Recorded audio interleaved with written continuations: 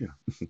This verse 30. Oh, and if thy right hand offend thee, yeah, cut it off and cast it from thee, for it is profitable for thee that one of thy members should perish. Oh, and not that thy whole body shall be cast into hell. Ouch. Now, this whole idea of my whole body being cast into hell, Jesus talked about it in verse 29. Yes. If my right eye, yes. And then 30, yes. My right hand, yes. I was married to a woman that said, well, it's her actual job to stimulate my nerve endings. And I really thought about it when I was informed of what the woman's job is and what my job is as a man. Because in marriages, yes, it seems that women think that a man should not touch his penis. That's right.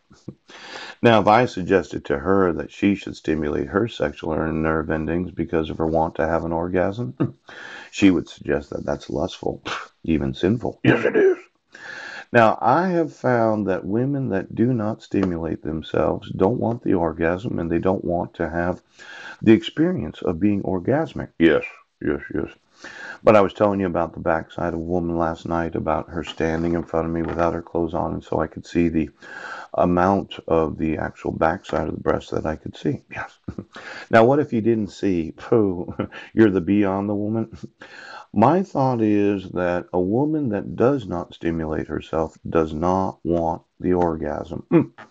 Now, she would say it's the man's job, but I would say it's actually her job because it's her body, and she's the one that can feel the sexual stimulation because I can't be her.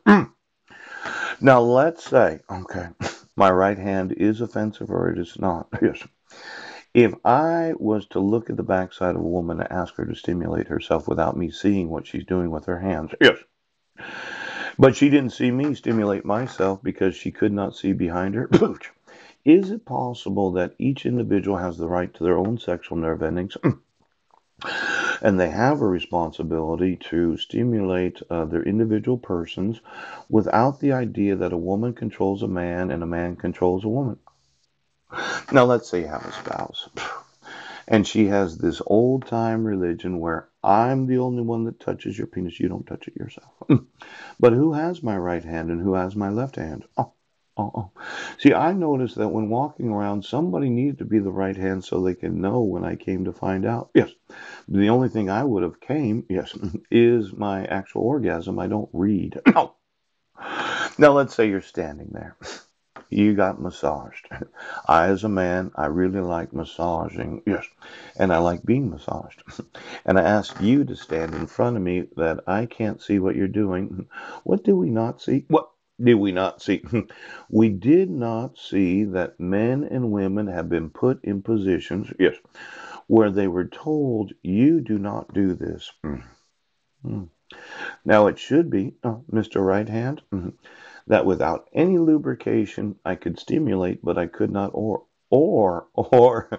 and it should be Mrs. Right Hand, yes, that if you did stimulate and I did not see you do it, you would want to have an orgasm.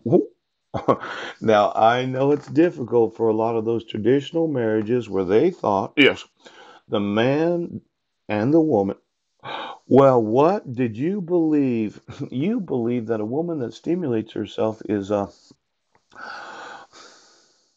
and you believe that a man that stimulated himself is a well, they're both full of lust. You would never touch your own sexual nerve endings.